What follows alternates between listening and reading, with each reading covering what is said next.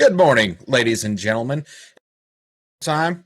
This is the Cream of the Stream podcast. We have a very special guest on here today, and goes by the name of Dallousional. He claps some serious cheeks in Dead by Daylight. Been watching him for a while. Mr. Running Man introduced me to this fella, and if you don't know him already, you probably should get there. You're going to love him. He's a great guy. Give it up for Dallousional. Here he is. Yo, what's up, man? How you doing, Dallousional? I'm doing good. How are you doing, brother, man? I think I'm doing pretty well. Do we have you made a face when I said something. Is the audio sounding okay? It stuttered for a little bit at first, and then now it's fine. Okay, it could just be me. I haven't had a lot of caffeine, and as you know, we ran into some issues earlier. My OBS, I had an update, and it crashed my OBS, and then it crashed my slobs, and so now I usually use a green screen behind me, and today we don't have one. It's just my madness behind me. You know, hey, it is what it is. Yeah, you got one Funko Pop. You got a lot to catch up for me, but you'll get there. Actually, there's a Billy Madison one. It's got Bob Barker and Billy Madison right next to it. Nice. Yeah, it's my favorite. It's one of those instant buy things. Hell yeah, man. I don't know if you've watched the podcast before, but we start out at the beginning and kind of just go into, where you grew up and how your childhood was, and kind of go from there. All right. So I've pretty much lived where I lived my whole life in southern Orange County, California. I grew up over here my whole life. I've never left this area my whole life. I've always left the cities, but I've always lived in this general area. But yeah, went to school out here. I went to community college out here, and that was about it. Went to high school and everything out here. I pretty much have never left this little bubble, as we call it. In Cali now. Mm-hmm. And where you said you went to school at a community college?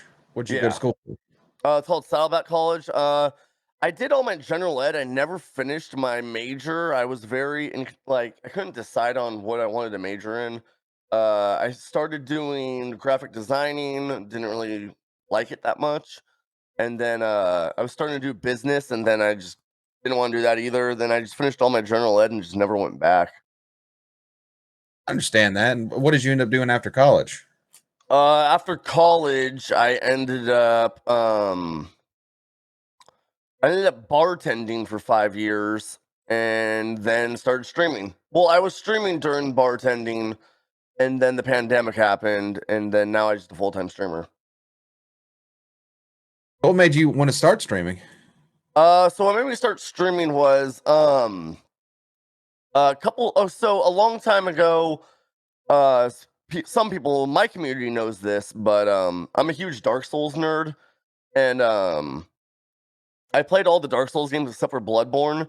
So what happened was I looked up Bloodborne on the internet, and I wanted to watch a live stream of it, and it brought me to Twitch, and I just clicked on the first person's name on the top views or whatever on Twitch with Bloodborne, which was The Strange. Clicked on his name, became a regular in his community, and then I started branching out in other communities from there. I watch a lot of Dark Souls streamers, in fact. See, that's a game I cannot do. It's too aggravating. Like, I haven't ever played it, but I could tell that I would definitely not have a good time playing that game. Oh, dude, they're so much fun. They are definitely on the harder side, like everyone says. But once you get used to the style of the gameplay and everything like that, they're so much fun. So, there's been a lot of debates and everything about the whole easy mode for video games. Do you think games need to have an easy mode? Not really, no.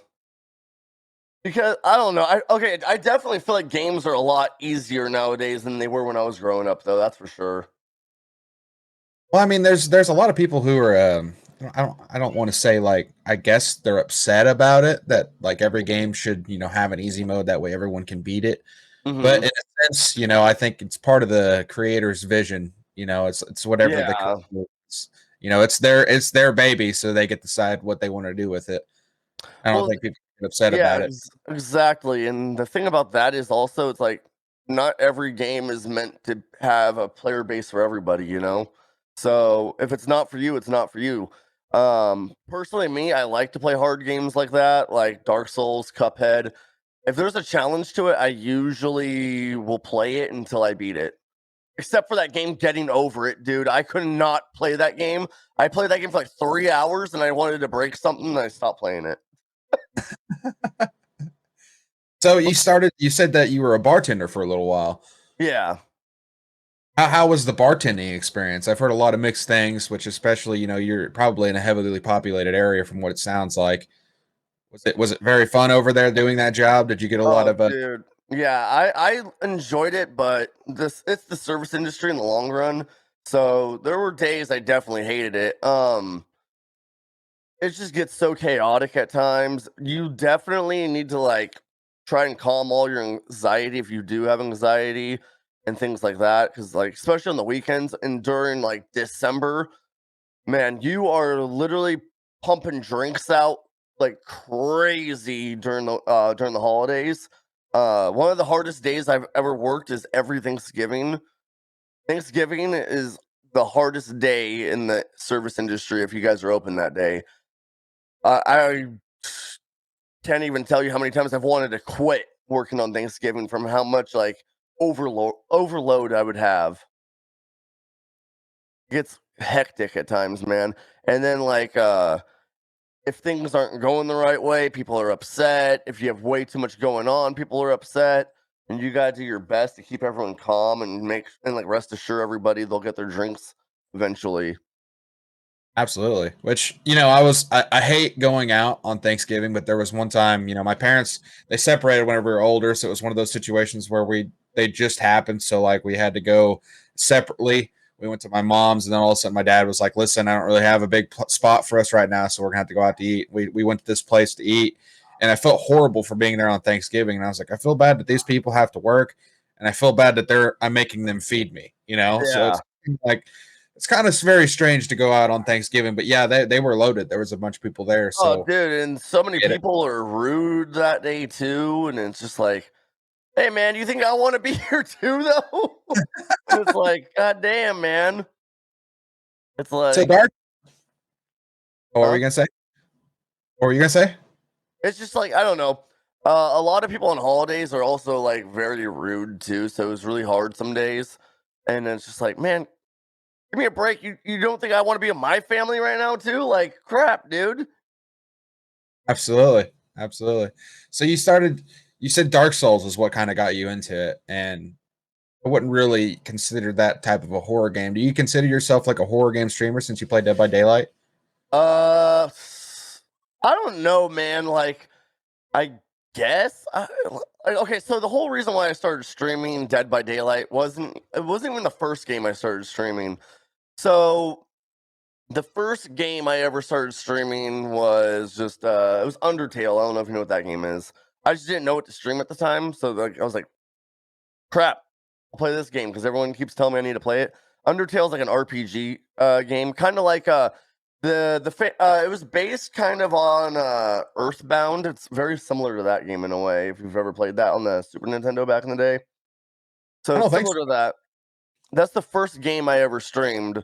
Um, and then like I played a few other games after that. I remember I played that. I played a Hat in Time.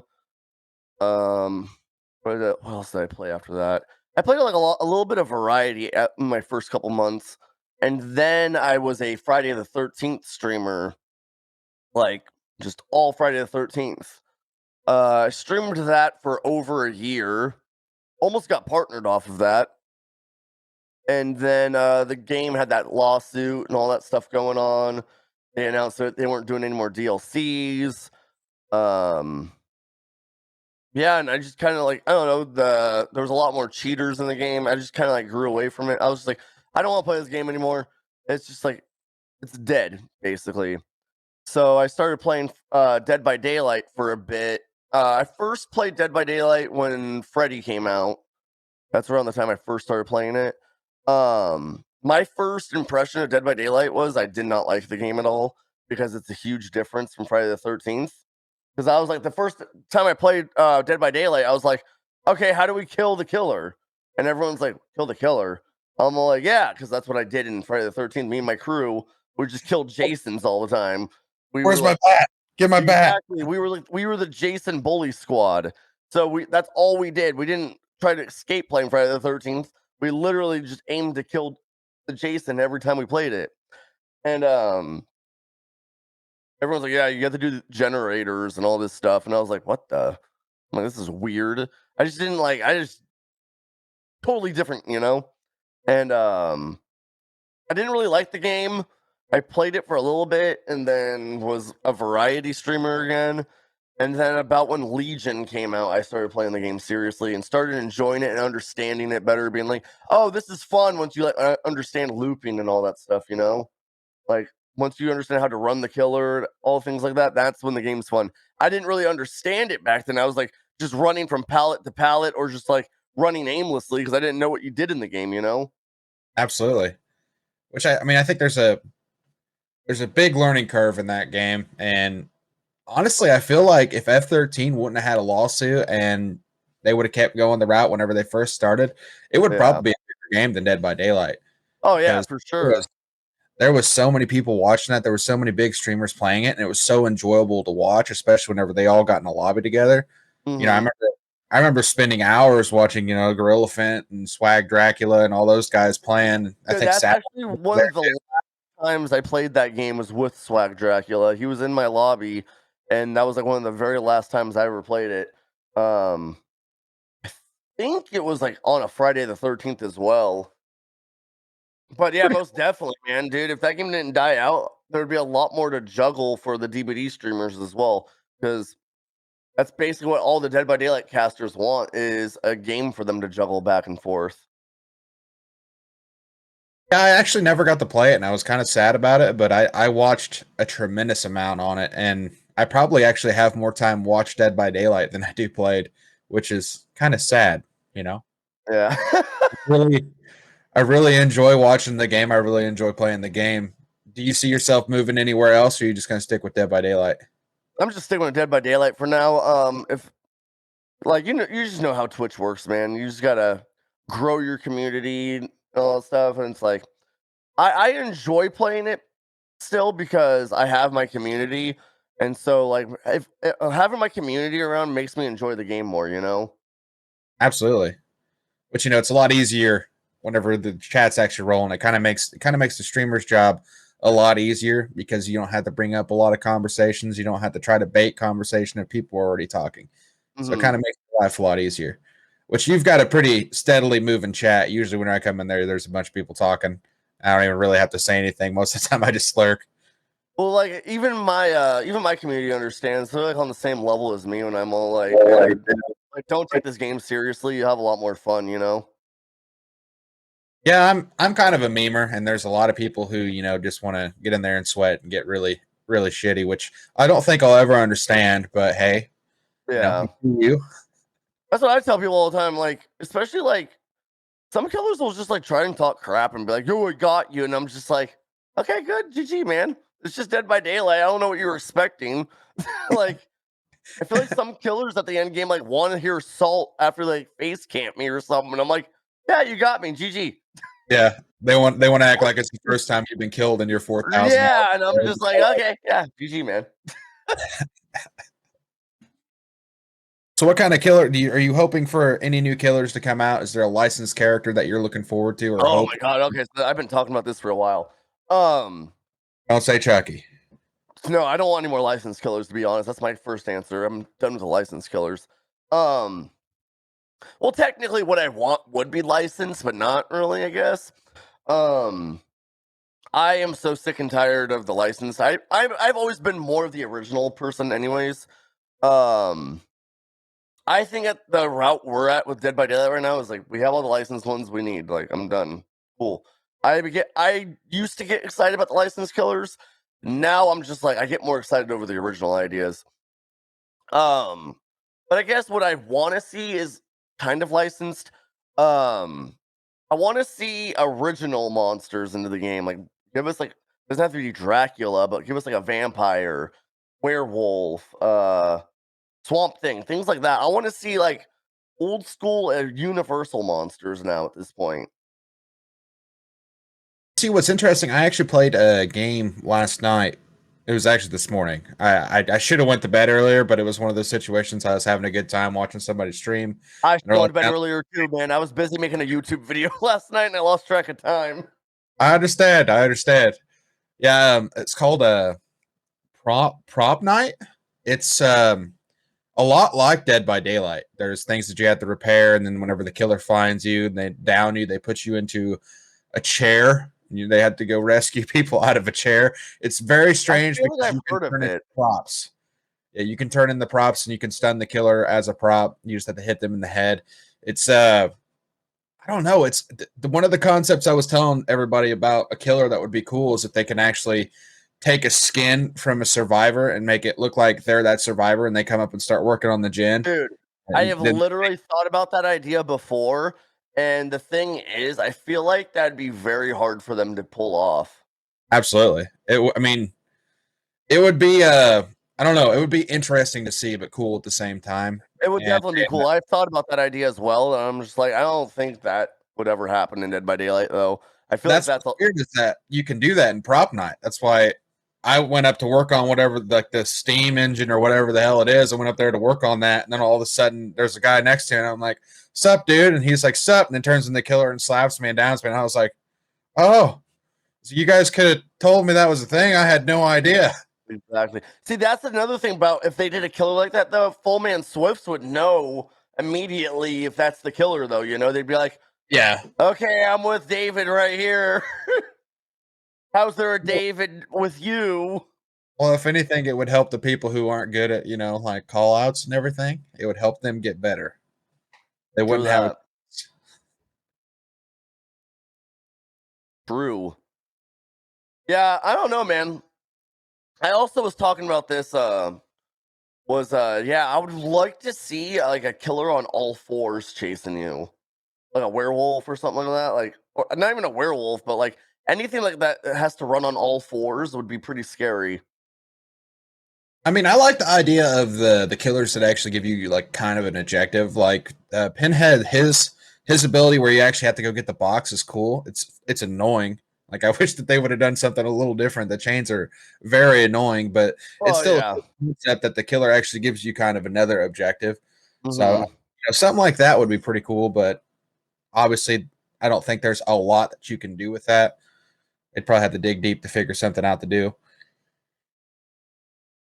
Yeah, that's the thing about the game though, that the way that it's all going, like we got Nemesis and then they had the whole vaccination and now we have Pinhead with the box. But the thing about the box is that it's annoying is because you know me, I mainly only stream solo survivor. I don't really swift. And when I do, it's like one person or I let my mods or something just come in and play. But the thing about Pinhead that gets really annoying as a solo survivor is like nobody's ever on that damn box ever. So Yeah, that's one of the things too. That's like I just got in the habit of just going straight for it. I'm like, killer's gonna be on me. Who cares? yeah, exactly. But yeah, the whole idea of Pinhead with the box and everything is kind of a nightmare for solo queue because nobody ever goes and grabs it. Yeah, which it can be very strong, but I don't know. Just the whole difference of it is just cool. It just beats like the M1 and 2 killer. Um, Hmm. I don't know. Back to what you said though, when you said Chucky, my idea for Chucky was, um, we don't necessarily need him to be his own killer. They could always just give Charlotte and Victor a legendary skin to make Charlotte Tiffany holding Chucky. Well, that's actually what I. As soon as they brought out Charlotte, I was like, well, there went the whole Chucky thing. I was like, so now that Oh they yeah, dude. Everyone and their mother was like, "Oh my god, it's possible now!" And it's like, who cares? Well, I mean, that would have been the only way that they could have done it because if you would have brought Chucky into the game and you would have made him just like the doll and that's your primary, that's it. It's like you're turning this into a damn cartoon. You know, like how is he going to hook somebody? He's going to have Tiffany come help him hook somebody, and it's Yeah. going to look absurd. The whole process is going to be absurd. So it's like I don't think they're going to be able to do it. Mm-hmm. But that's why when I saw Charlotte, I was like, I mean, they kind of just closed that door because that would have been the only concept that they kind of could have done with Chucky. Yeah. But like I said, if they wanted to do it, they should probably just make it a legendary skin for them. I don't know. I don't really care about the idea, like how so many people want to see Chucky in the game. Like I said, I like the more original ideas in the game at this point than the licensed ones. Because every time we get a licensed killer, I just feel like it's more of a nightmare now. Yeah, Nemesis was it was something when it first came out. I mean, mostly not even the killer. Like Nemesis is okay to go against, but like RPD, you know, you get that map and you're like, this is just terrible for all parties involved. Like, I don't know where I'm at. Killer doesn't know where they're at. Like I don't know what Dude, to do. I'm like a chicken with its head cut off when I'm on that map, dude. I have no idea where I'm going. And then I get people in my chat going, if you played Resident Evil 2, you would know where to go. I'm like, I played that game. I didn't play it 100 times, though. Yeah. I mean, I actually never played that game, and I wish I should have. I should go back and play it, but I mean, there's just a lot of things that are kind of broken in that map. There's a lot of short-sighted loops. There's a lot of like loops that don't make any sense, and if you turn the wrong way 95% around of the that dead pallets on that room, map are like, unsafe, too. yeah, and you're like, what? I don't Right? understand. I don't. My problem with that map is like there's so many unsafe pallets. Like there's like a pallet, and then like the killer only has to move around it that much, so you could literally drop it, and they can just walk around it and get you still. And it's like, bruh, what's the point of even putting a pallet here? Even if you stun them, especially if they have like enduring, they just get stunned, walk around it, and then hit you. I'm like, there's like no leg room on a lot of those pallets on that map. Like, there's some safe ones, but it's like a lot of them are unsafe. But I don't know. The more I play it, though, obviously, the better I'm getting on that map. But last night, for example, I'm trying to record a YouTube video, and it was actually pretty funny. The killer brought a sacrificial ward, and nobody played a map offering, and it landed on RPD. And the killer DC'd immediately and was like, "Nope, not playing that map. That's why I played a sacrificial ward." I'm like, yeah, nobody even played that offering, and you still got it. Yeah, there's a lot of people who are shitting on offerings right now, and they're like, listen, we don't want this. You should get rid of this. You should literally just make an offering where it makes it where this map won't come. So if I play the game, I don't want to play at the game. Like it just vetoes that map. There's a bunch of Oh people that are man, that. the map offerings and the keys right now are just going like crazy before this update. Everyone's just dropping keys and freaking maps right now. Like, oh man, as you've probably been watching my stream lately. I play a lot more killer now, and the other day, man, RPD, RPD, the game, like just constantly indoor maps, and I'm like, and constantly just keys the whole time. Like, I don't have a problem with the keys or anything, but Jesus Christ, man, when you play on like, I'm the type of person like I don't care about the maps really. Like they do get frustrating.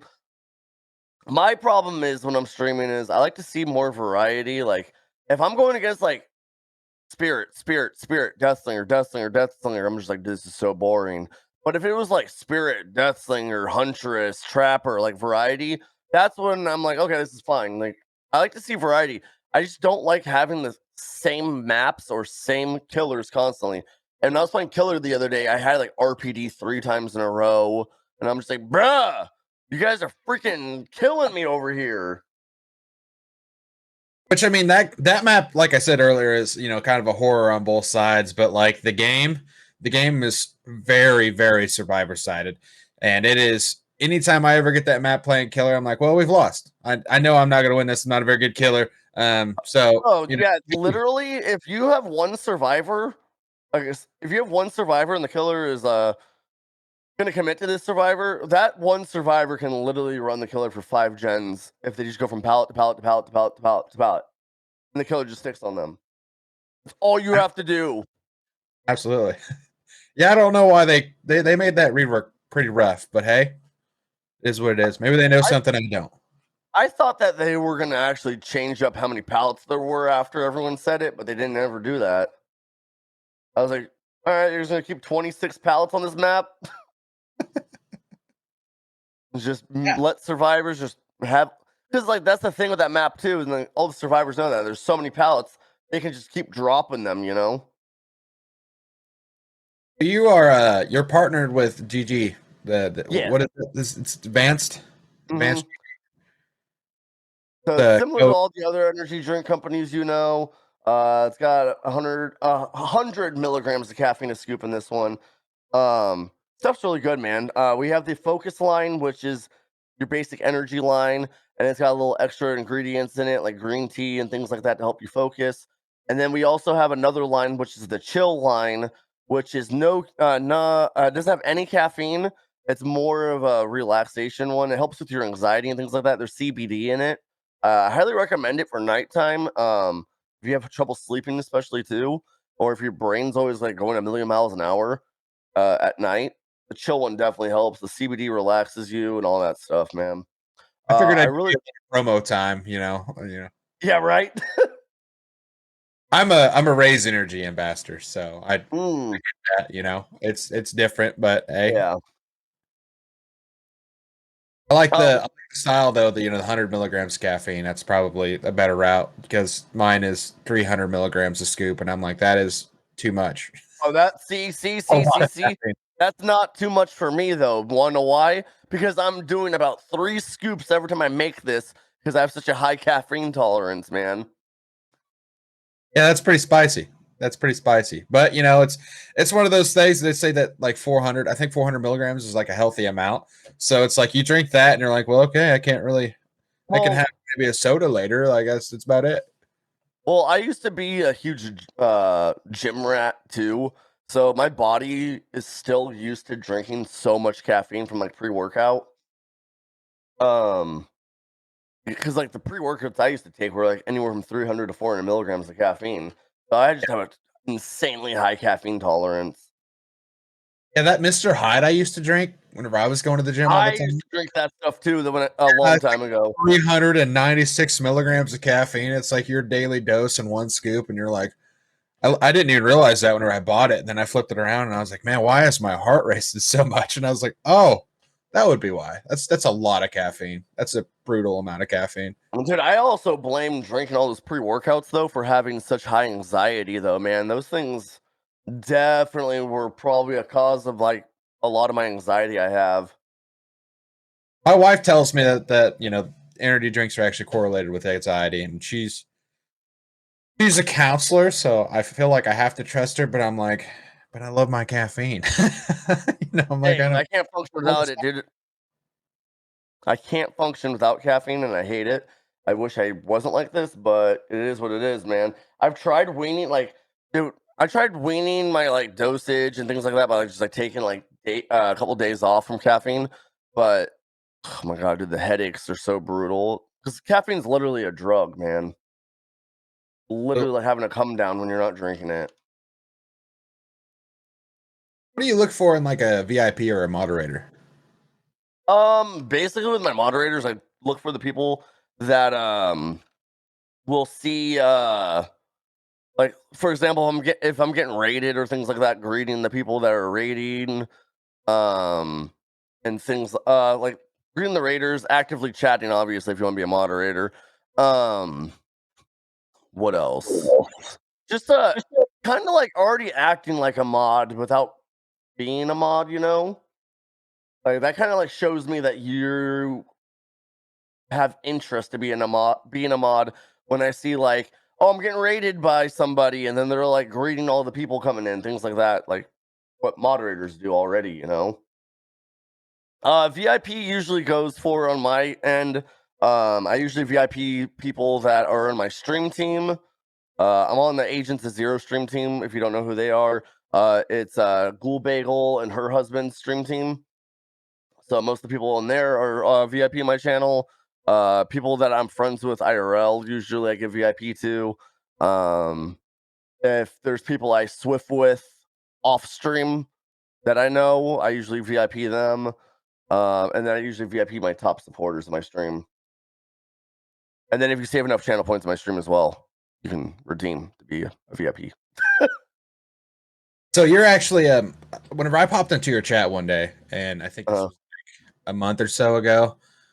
I don't remember whenever you started listening to jazz, but I remember commenting on it, and I was like, I feel like I'm in like a 30s crime movie or something. Okay, so what happened? Well, why I started doing that was, there's another Dark Souls streamer I watch, Squillakilla.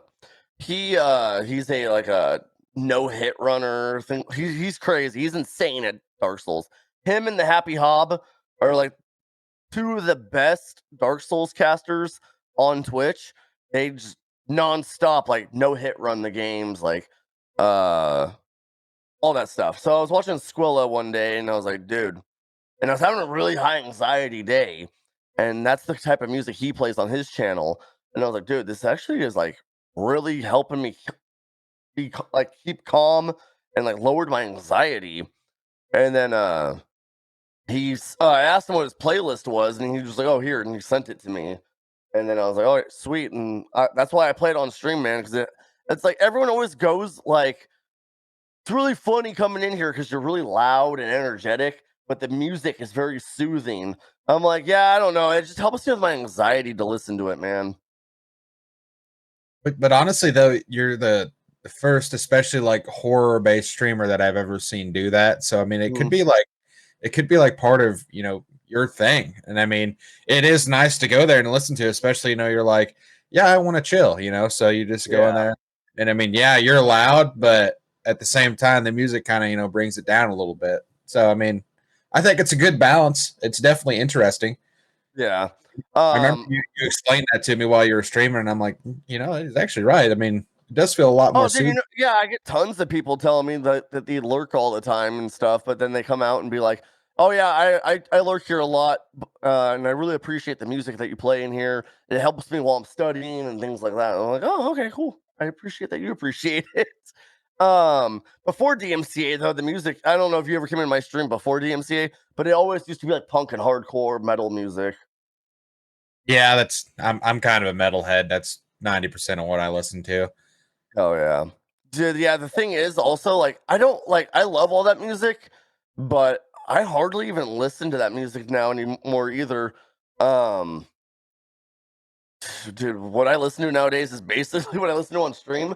And if I'm not streaming, I'm literally in my car listening to what we're doing right now, a podcast or something. Yeah, which I mean, that's what I do at work. Like I have to put on a podcast or something, or I'll just lose my mind. But I got to concentrate on something else, make me think that I'm not at work.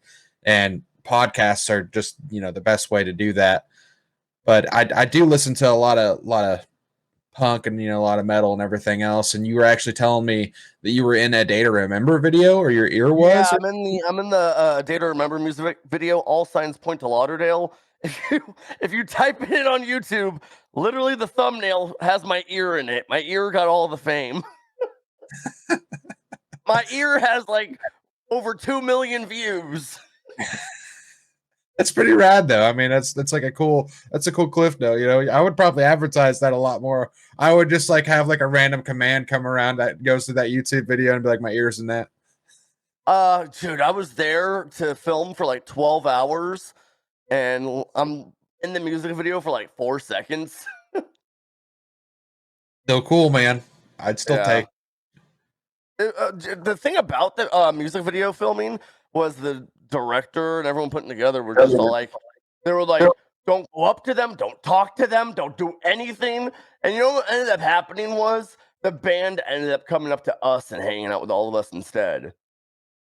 Which is pretty cool. I mean, all those guys seem pretty cool in that band. Like they I went and watched them. It was their camp tour. I can't remember the actual name of the tour, but they had like the camp scene, Mm. and they would actually go out there and mess something up on stage just so their roadies could come out there and fix it, just so they would be in the spotlight for a second.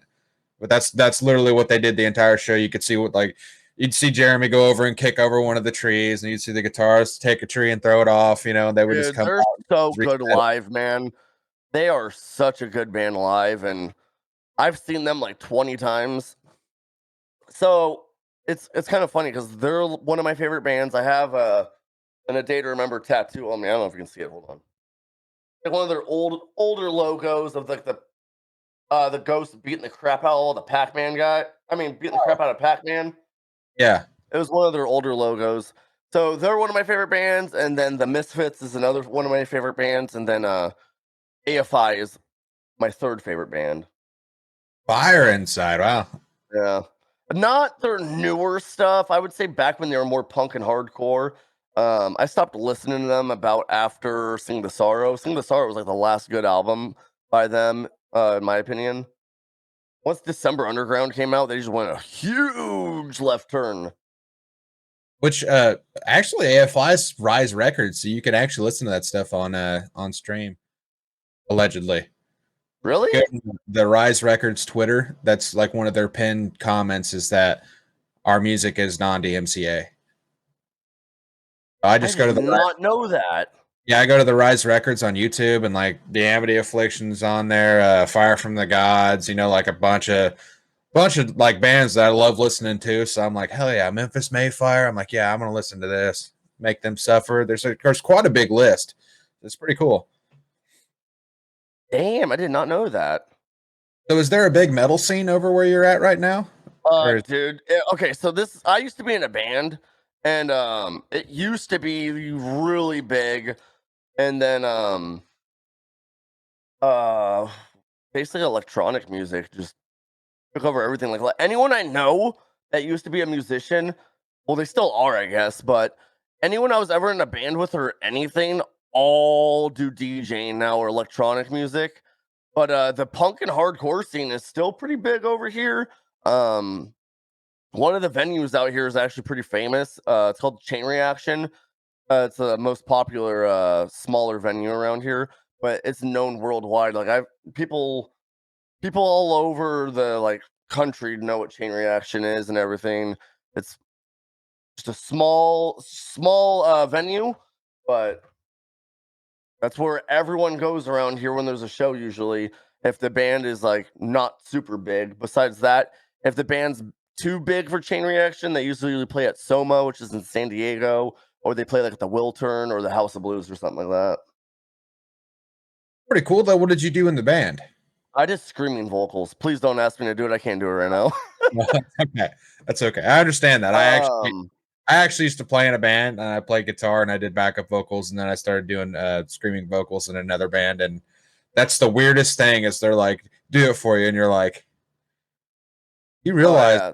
they're Super you awkward. actually like warm up and everything else like it's not like all right and then you start doing it it's literally like Oh yeah. you got to get yourself there. It's not one of those things you can just belt out.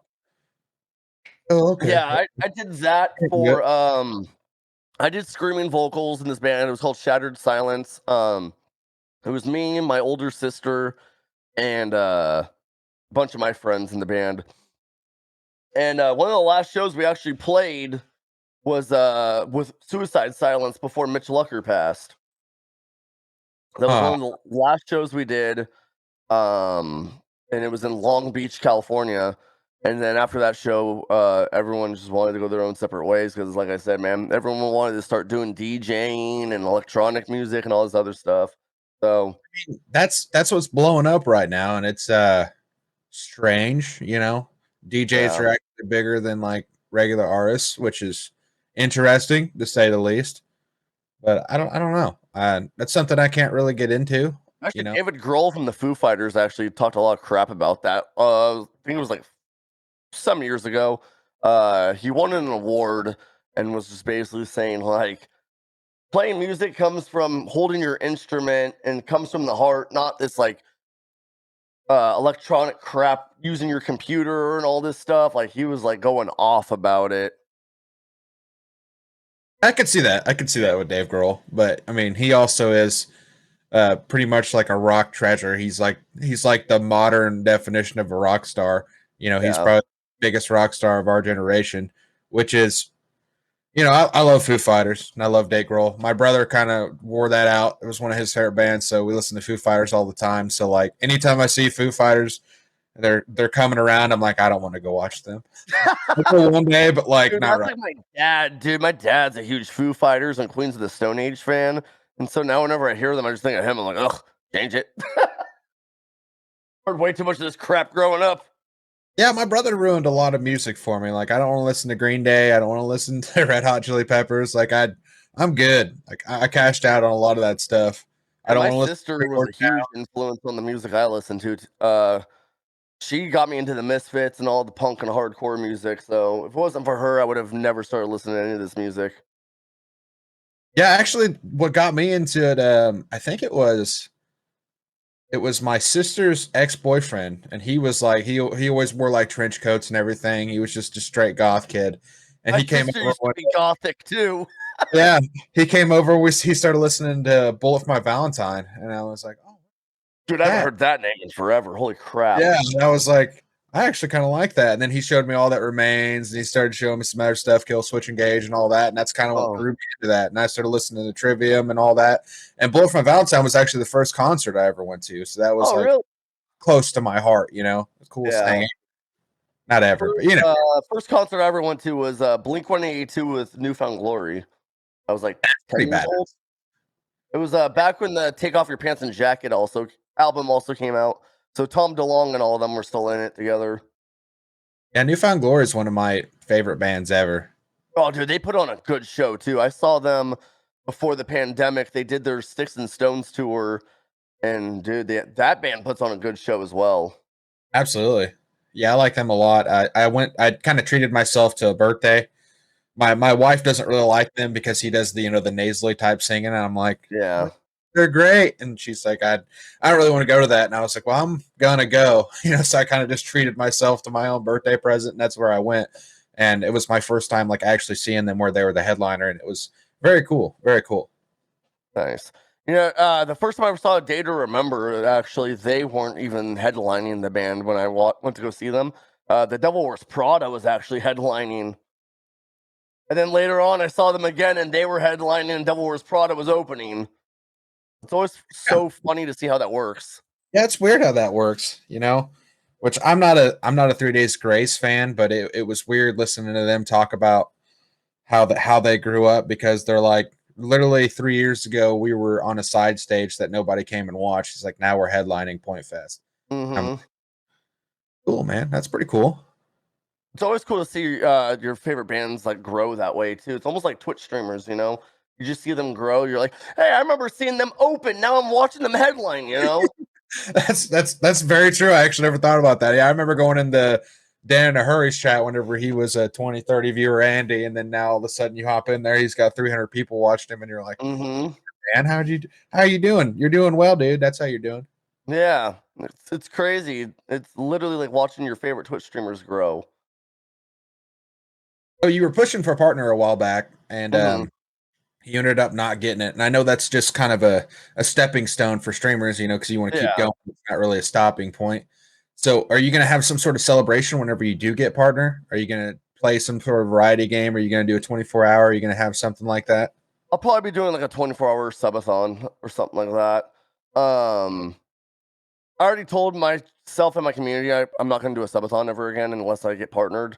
That's the only reason why I'd ever do one. I've had a lot of people be like, "Oh, you're going to do a subathon on your birthday, or you're going to do a subathon on your," because my 4 year streaming anniversary is coming up too. Everyone's like, "Oh, you're going to do a subathon for your 4 year. You're going to celebrate there." I'm like, I'm just going to wait until we get partnered and then just go full blown. Just go all out that day or that week, whatever. Which that'll Uh, be badass. I'll definitely stop by. I'm sure that'll be quite the celebration. I'm sure you'll be hyped for the entire 24 hours and not have to really worry about drinking too much caffeine, because it is still a big accomplishment. One thing I will tell you next time I do a subathon, because I did this last time I did a subathon, I am not going to have any incentives on drinking alcohol. I did that in the last one, and I was like so low on energy when I had like 8 hours left on my subathon. I was like, oh, dude, I'm so screwed. Yeah, which I could definitely see that, and you're taking uppers and downers, and usually that just kind of puts you down. You're drinking a lot of caffeine, then you drink alcohol, to probably feel good for a little while, and then all of a sudden you just hit the wall, especially trying to Hmm. stay up for so long. I don't think it's really doable. Yeah. But yeah, once that happens, that's when I'll go crazy and come up with some incentives. I've already like said things like, oh, maybe like I've never dyed my hair ever in my life, so I was like, oh, maybe we'll let chat pick a color to dye my hair, things like that. We'll do some fun stuff. I think you should go full puppers and just shave. Just shave. Yeah, I mean you already wear the bald cap every once in a while, right? So I mean, just go hard. Let's just get it off there. Dude, I was like, dude, okay, man. So when I did my puppers cosplay, I did that literally the night before the Light in the Fog tournament, and God, man, I was like getting frustrated. I was legit this close to just saying screw it and grabbing the clippers and just shaving my head and going for real on it. And then we get it on, right? And what, I had to be up like at 5 a.m., kind of like I was supposed to be today. But we're not going to talk about that. I had to be up like at 5 a.m. for this tournament too, because our team was like one of the first to go up during the Light in the Fog event. And the only time I could have, because my roommates sleep until like noon every day, and they go to bed so late. So I was like, all right, I'm gonna have to have my roommate. She's like a makeup artist and stuff like that. So I was like, I'm gonna need you to put this bald cap on me, and had her do it like at midnight. And I was like, I'm just not gonna sleep. I can't go to bed with this thing on. So I literally had it on from like midnight until like 10 a.m. But the thing about it is, like, we were getting like super frustrated because like the first time I used a bald cap, it was a different product. Um I don't remember. I think like the first one we used was like non-latex, and I think this one we used this time was like latex. So we're having a harder time with this one. And the makeup just wasn't sticking to the bald cap. And then the makeup we got wasn't the right color. So you know what happened was I have this bald cap on, right? The color isn't matching my skin tone. I had to go drive at 3 in the morning to a freaking CVS, walk in there with this bald cap on and look for another makeup. And I got people staring at me like, up, just casual 3 a.m. weirdos walking in here. And I'm just like, this is awkward. Well, that was in July too, wasn't it? So it's like you couldn't even backpedal and be like, "Oh, it's my Halloween costume." You're like, "No, Yeah, it's 110 people were degrees just giving me outside." weird looks, just being like, the hell's going on here?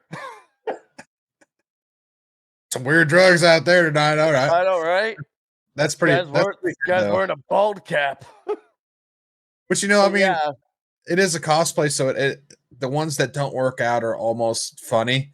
And you've got that funny type of personality, so I could see you just rocking it like that, or getting it fixed to make it look legit. Either way would have been fine. yeah, I was just like, whatever. I didn't really care. Everyone was just like looking at me. I'm like, all right. Like, I'm the type of person though. I'm like, what? Like, I'll just call someone out too. I'm like, can I help you? You looking at my cap? Yeah, right. I'm just preparing for the future. That's pretty good. Like, my brain's so huge, I gotta cover it, bro. Leave me alone. So, do you have any tips or anything that you'd like to give to like upcoming streamers? How to keep chat going. What they should do, how they can't stay on target. Anything like that. One of the biggest things I'm gonna say is that I kind of veered away from. I know it works for some people, but honestly, one of the biggest things I will give advice for streamers, and this kind of hurt my channel for the longest time, and I veered away from it after getting some tips from other streamer friends, is try to, like, especially if you're playing DBD and you play Survivor, try to get rid of playing with your friends and comms. Try to veer away from that, because when you're doing that, you're putting so much energy into just talking to your friends and shooting the shit. And I've learned to realize a lot of people do not like going into someone's streams and hearing like 500 voices. It's Absolutely. actually a huge turnoff, I found out. Absolutely.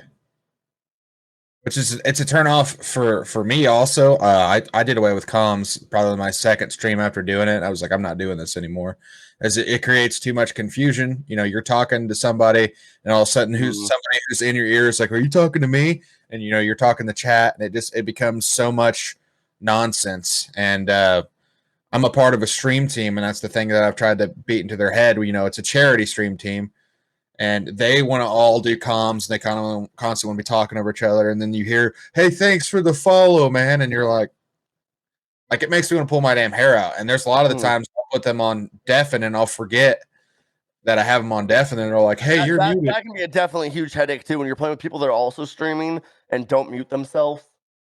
Yeah, that irritates the absolute shit out of me. But hey, that's But they've been pushed to talk for a reason.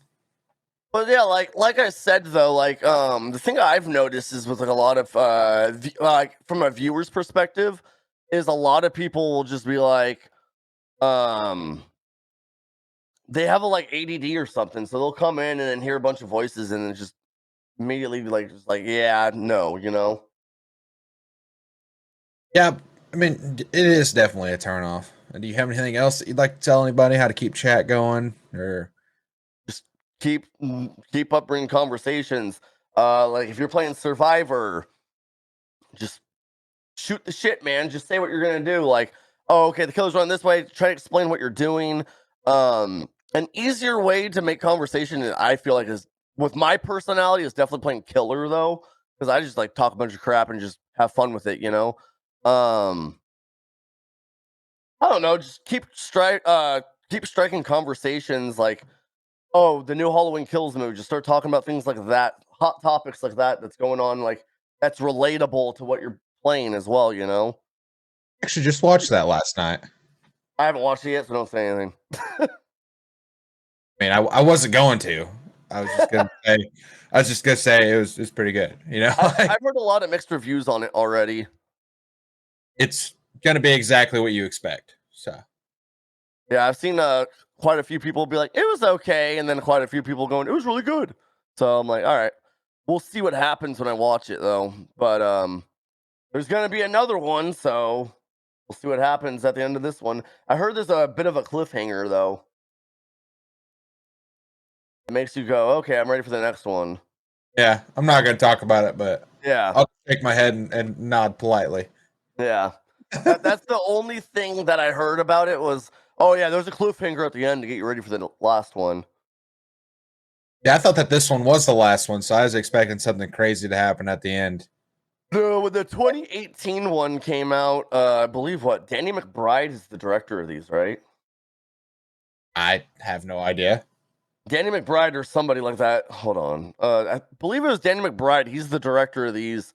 And so when the first one came out in 2018, it was announced that this is gonna be like a 3-chapter installment. Huh. So Okay, that makes sense now. yeah, so I already knew that this movie was coming out, and then the next one coming out is gonna be called Halloween Ends. So see what happens. I'm very excited. The Halloween franchise is one of my favorites. Uh, like Michael Myers is my favorite killer in Dead by Daylight, and which is funny, but because my favorite franchise is actually Nightmare on Elm Street, but I'm not the biggest fan of Freddy on Dead by Daylight. There's actually people who talked about old Freddy and they wish that they would have brought him back. I haven't met these people personally, but they do exist. Robert England Freddy. Yeah, well, the how the old pull you under Freddy and Dead by Daylight, how they actually had to pull you into the dreamland, if you will. Oh, dude, I was actually talking about this on stream the other day. I was like, dude, they should just make that. Okay, so I was talking about this on stream. Like, you know how, like, because Freddy actually has one of these add-ons as well. You know how, like, most killers have a blood point add-on that usually, like, hurts them? That's what his blood point add-on should be.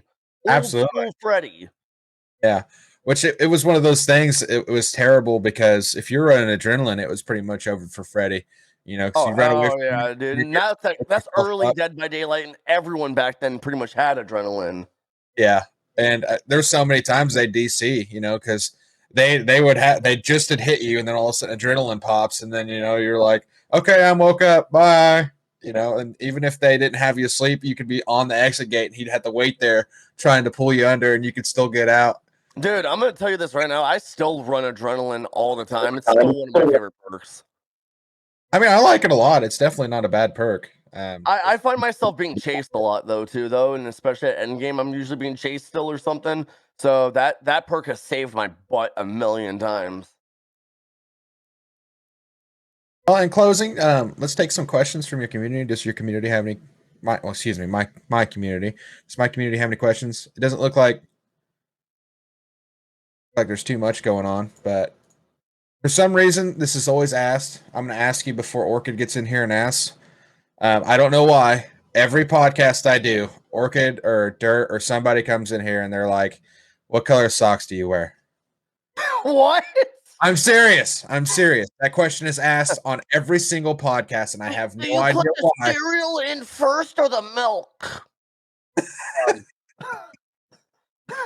What color socks do I wear? Black socks. All right. I don't know. We'll get that out of the way. Do you put your shoes on first or the socks on first? So, as far as networking, what do you do for networking? Usually try to do. I usually like. I've never been a Twitter person my whole life, but it's the only social media people on Twitch use outside. So I use that. I recently have started doing the whole TikTok thing and also YouTube as well. Those are pretty much my only networks I really use, though. Another great way to network is also be more involved in people's discords. People sleep on that too. It like the best way to network on Twitch is being very active in people's channels and being active in their discords as well.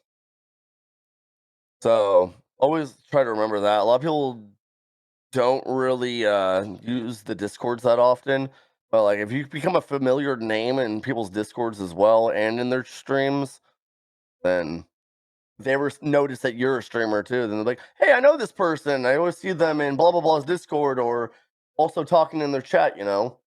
Yeah, which you're definitely right. And TikTok is it's interesting because I was going to be like the boomer mindset, and I'm like, I'm not getting it, not That's doing how I it. am. I didn't do it either, but you And know then what? I saw all the gaming and stuff on there, and I was like, I'm gonna give it a try, and I've loved it. I love making them, and I love watching them, and it's you get sucked into it, and you start watching them, and then you just like kind of go down the rabbit hole, and you're like, there's all kinds of gaming content on there. Bro, So I don't understand how that algorithm works though, because I'll be on it. I'm like, why am I being recommended these videos?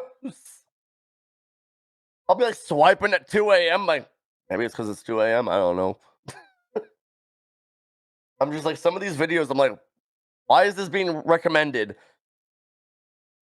well, Amy asks why you started streaming, what made you start streaming, but we covered that earlier. Amy said that he was playing Dark Souls. Dark Souls is what inspired you to start streaming, right? You were watching Twitch. Yeah, I was watching Twitch and then I was like, you know what? The people I was watching, I was like, dude, I could totally do this, man. I got the freaking personality. I can do this. I could do this. And then I just started doing it. Basically how it all happened was I just had really, really crappy computer back then too. It all just like slowly happened. I streamed with one monitor, used my TV for chat. So basically, I would stream. Had the Twitch app on my Amazon Fire Stick, but had my stream up on my TV to look at the chat. And then slowly started getting a second monitor. I didn't have a webcam back then. Used a headset mic back then. That was it. Um, I remember though, I'll never forget this day, and huge shout out to this person, Joey Hugh Jackman fan, man. I was really drunk on stream back in the Friday the 13th days, and this freaking guy, man, comes in and probably was only in my stream for like maybe 2 months tops during this time. Dude, this guy, he just very generously dropped 2 grand on me in the middle of my stream. What the hell? Yeah. That's an absurd amount of money. He dropped about 2 grand on me in my stream, and like I said, he was like probably in my stream, only in my stream for like 2 months when this happened, and I just didn't know how to handle it. I was like very emotional about it, and literally went to Micro Center the next day and just upgraded the crap out of my setup. I mean, that's awesome though. You know, that dude gave you pretty much a starting point. He said, "Here, go get what you need," and Pretty that's much. He pretty much went like, "Hey, I have a lot of faith in you. Here you go," you know? yeah. And I'm sure you know it's kind of like a light to hang his hat on. You know, he looks at you now and he's like, "Look at this guy." Oh, yeah, Well, I whenever he pops into my channel to this day, he's not I don't really see him as often as I used to because, ever since I left Friday the 13th, I don't see any regulars from back then anymore. For some reason, the Friday the 13th community does not like watching Dead by Daylight. I don't know, you'd think they would, yeah, but, I lost my whole community from Friday the 13th when I transitioned over, and, I see him occasionally, but when I do see him, I always let everybody in the community know, say hi to him, and thank him for everything that we have now, because I don't know if I'd even be streaming at this point if it wasn't for that guy. Um, like I said, I was streaming on a potato back then, man. that's incredible. All right, we got a few more questions. What is your favorite seasonal weather? That food. Winter. Winter, man. If I can be in a hoodie 24/7, I would. Winter. Well, Okay. okay, I live in California, bro. It's not snowing over here, first of all. That's good. I'm in Illinois, so like winter here makes me want to die. And I mean, Exactly. further north you go, the worse it gets. And I'm like, I hate it. I hate cold weather. I hate the heat though, so that's my problem is like if I'm sweating, I hate if I have a little drop of sweat on me, I'm like, ugh, hate it, dude. I like just being comfy in a hoodie, man. So like when I say winter, winter here in California, especially in SoCal, it's like lowest it gets is like 50. So or like at nighttime, the lowest it gets around here is like 40, maybe 35 lowest. But it doesn't snow where I live. But yeah, I love being in a hoodie. If I can be in a hoodie 24/7, I would. But I mean, I was cold here. I took the dogs out this morning and it was like 40. I think it's right at 40 degrees right now. I'm sure it's warmed up a little yeah, bit see, since I'll swap weather with you. What is it over here right now? It's 10 a.m. over here. What's the weather right now? It's 70 right now. It's gonna hit about 90 in the afternoon. it's 55 right now. And I mean, I would trade you. I'd rather sweat than shiver. Like I lived in Louisiana for like 5 years and Hmm. like down there I loved it and I sweat the entire time, you know, but I don't know. I just like I like the warmth. I like the heat. Yeah, I don't know. But the thing also here in SoCal is in the winter, people still go to the pool and the beach because you'll have like a day that's like 50 degrees and then the next day like 80 or 90. We don't have a real winter over here. So got another one here. It's from Hattrick. I was wondering if Dallou would like to go see Honk if you're horny this weekend. He's a Simpsons nerd just like me. Yeah, Uh, yeah. I we, figured it was referencing something. yeah, we're always shooting the shit with the Simpsons references. I'm a huge Hattrick. Simpsons nerd. Um, you guys can't tell from my background. Huge Simpsons nerd, huge Dragon Ball nerd, and a huge SpongeBob nerd. Like 90% of my references on my stream are from movies or a TV show or something like that. I usually catch a lot of them. I'm pretty good. Like references are some of my favorite things, and it always makes you sad whenever people don't get them. Whenever you make a reference, you know. Yeah, But it is what it is. yeah. I'm a huge reference nerd for sure. I made an Office Space reference one time, and nobody got it, and I was like really like heartstrucken because it was like the perfect opening and the first like the best bait ever. You know Mhm. that scene in Office Space where he goes, "What would you do if you had $1 million?"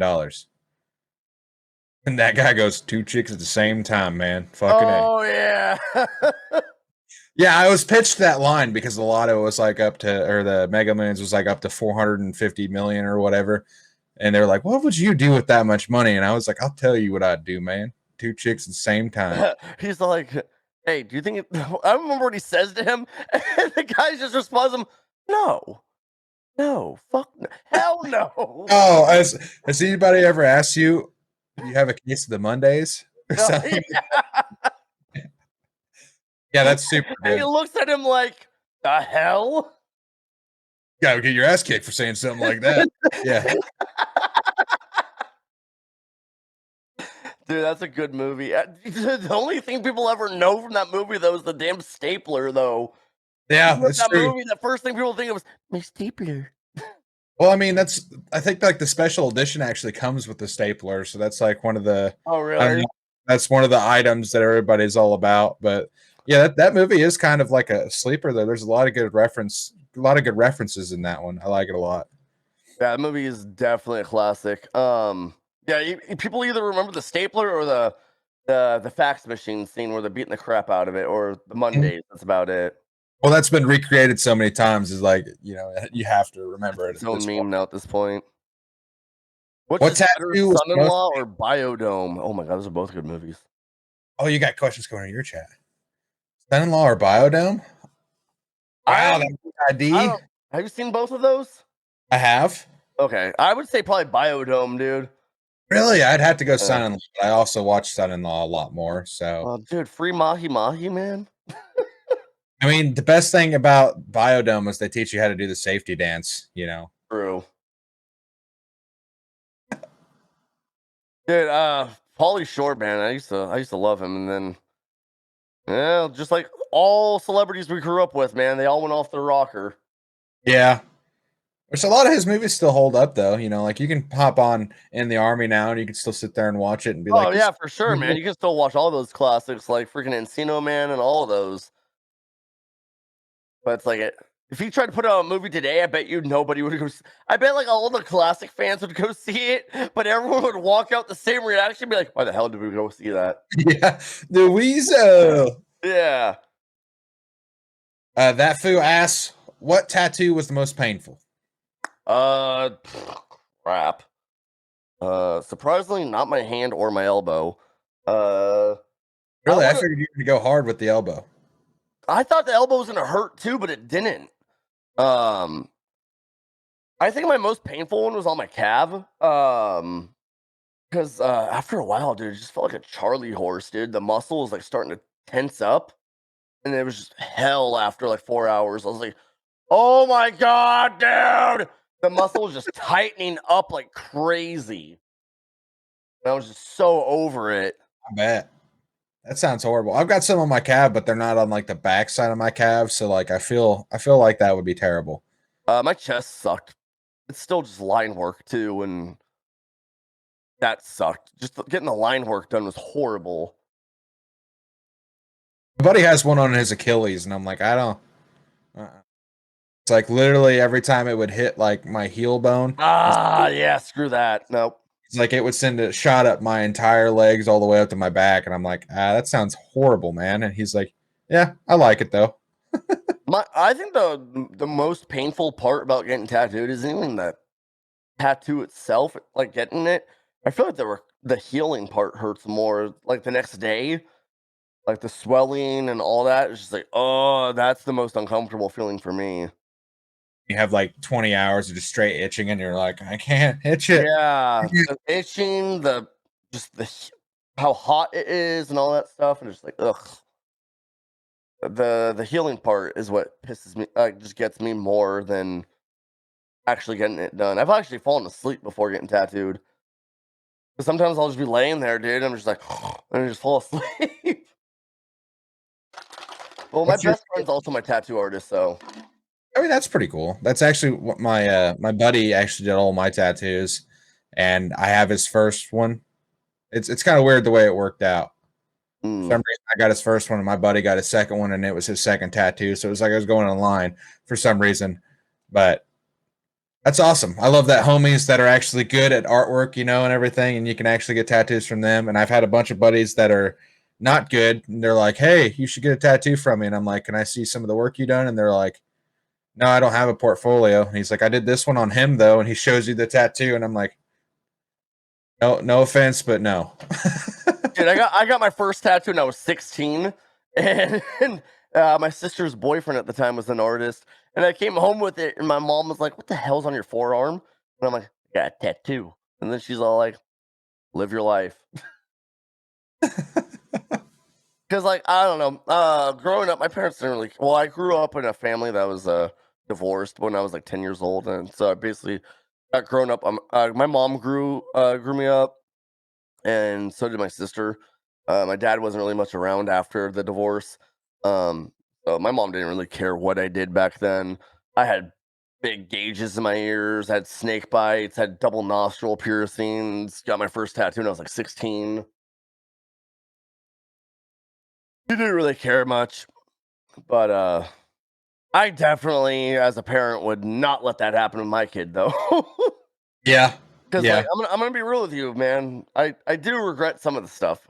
I do regret stretching my ears out. I do regret some tattoos, but you live and you learn. I was a dumb kid. Yeah. It's all part of expressing yourself and you think it's right at the time. And I've got a tattoo on my leg that's got my hometown and it's like an old stupid comic. And I'm like, why did I get that? It's like now anytime I wear shorts, they're like, what is on your leg? And I'm like, nothing. Oh, see, okay, so I have tattoos on my legs, and I honestly don't really care about them. I just call it my scratcher leg, pretty much.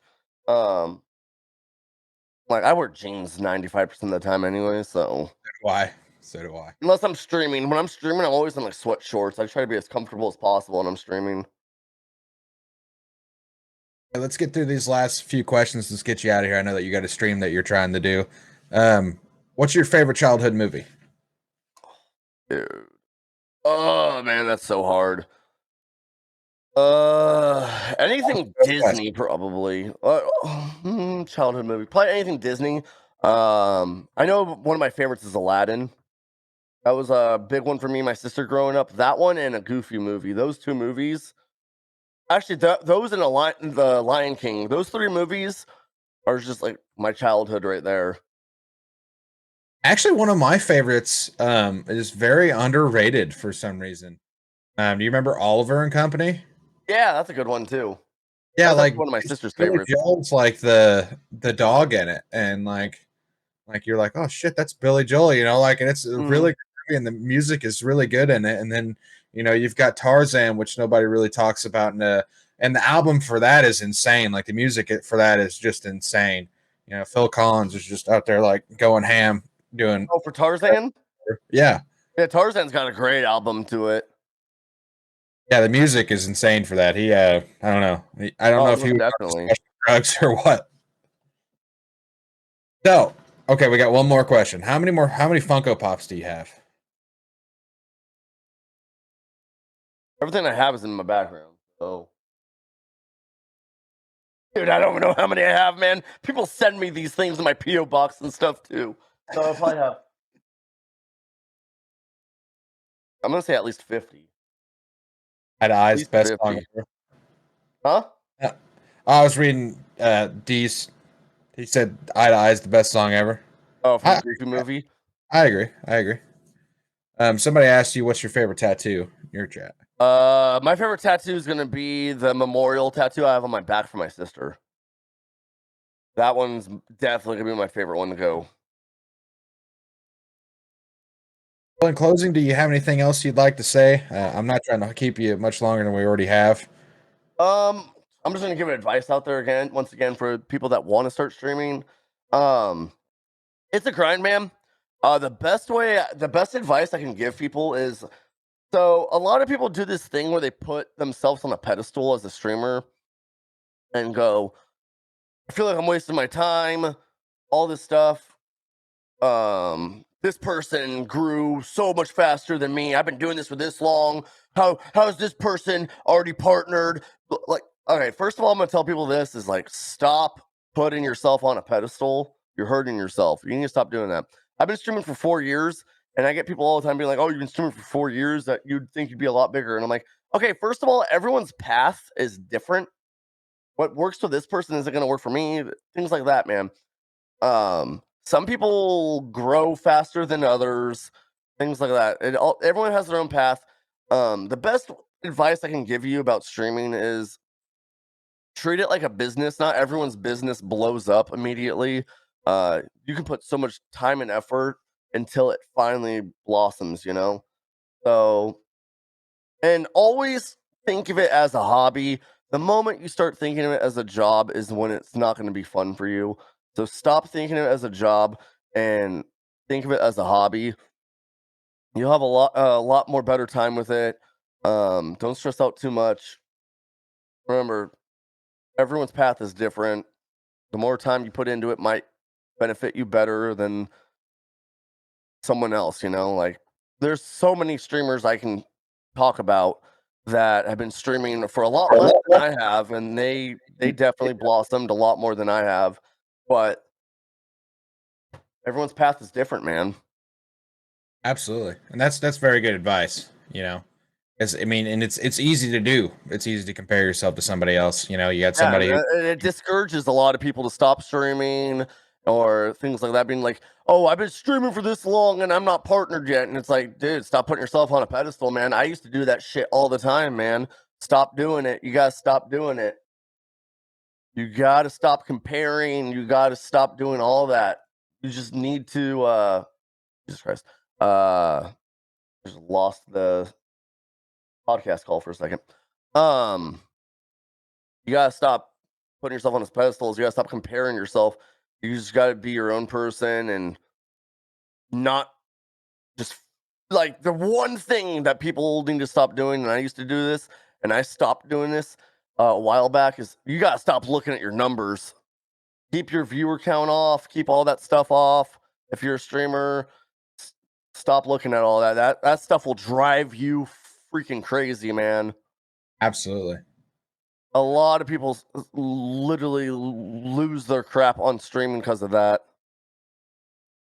Which I actually had somebody who was a friend of mine on Twitter, and they were talking about how they were sad that nobody does anything, like nobody comes by to their stream anymore, says hi or anything like that, and they're having problems with people coming back and everything else, and they were just kind of I guess airing out dirty laundry on Twitter and everything, and I was like, honestly, like it's not really a reflection on the people that are there. It's more of a reflection on you. If you've been down about something, is like you need to figure out how to shake it up, and you need to also use that as fuel. Do something different. And I was like, honestly, that's Hmm. why I started the podcast. I was getting bored just streaming video games, man versus games. So I was like, I wanted to do something different, so I started a podcast, and now we're 16 episodes deep. We been having a blast with it, having a bunch of awesome people on here. We've done Fidget, Running Man, Dan in a Hurry, Avenger Unknown, that one guy D. Like it's been a blast. I've had a blast talking to everybody, and I was like, you need to look more in doing something that you could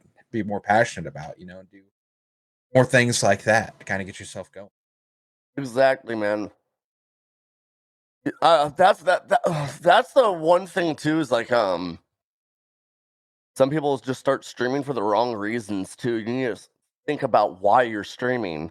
If you're like the one thing I get asked in my chat from like new people popping in that bugs me the most is like, "Oh, how much money do you make?" And it's like, first of all, don't ask a streamer how much money do they make. That's just rude as hell. I mean, it's Um, anybody that. do you make good money doing it? Blah blah blah blah. Blah. Or they want to start streaming for money. I'm like, if that's your first idea of streaming is, oh, I want to make some money doing this, don't even bother doing it then, man. You're doing it for the wrong reasons. I'm not trying to sound like an asshole by saying it like that, but streaming for money is the worst reason to start ever streaming. You should be streaming for the enjoyment of entertaining other people. Yeah, that'd be And like going into teaching for the money. Like there's not any money there. exactly. And I tell my community this all the time, man. Like, I would probably stop streaming if it wasn't for them. If it wasn't for them, knowing that I make a difference in some people's lives. And like the thing is, like my community always thanks me. They always go, "Thank you so much." And then I always say, "No, thank you to you guys because I can't be doing what I'm doing if it wasn't for you guys. You guys are putting as much effort as I am in a way. There is no me without you, you know?" All right, brother. Let's get you out of here. I appreciate having you on. It's been a lovely conversation. You've been a delight. I hope to catch you in the fog sometime. Oh yeah, Uh, man. Definitely gonna stop and hang out at your stream. And you guys, if you don't follow Delusional already, make sure to jump over there. I guarantee you'll have the time of your life. Plus, the jazz music is very, very welcoming.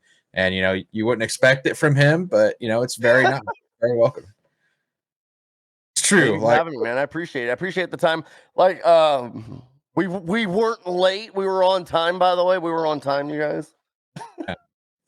Even though I tweeted out like 45 minutes, we're going to be live, and then it was an hour and 45 minutes. But hey, things happen. It's no big deal. I appreciate you spending your time with me, and I appreciate you coming on. I appreciate you having me, man. I appreciate it a lot. Thank you. Thank you for considering me. No problem, dude. Have a good stream. I'll see you later. You too. I'll see you soon, man. All right, guys, that was Dallousional. Thank you for hanging out with me today. This is going to YouTube, so if you'd like, subscribe, do all that other good stuff, watch all the other podcasts, recommend some people to me that we can probably get on here to also interview, and clap some cheeks and have some good stuff. Thank you for tuning in to the Cream of the Stream podcast. I hope you guys had a wonderful time. Don't forget to go stop by, show Dallousional some love, and recommend some people to me. Let's have a good time. Let's keep the podcast going. I appreciate everybody being here. Thank you for the 16th episode, and hopefully there's more to come. Love y'all. Stay metal. Hang cheesy.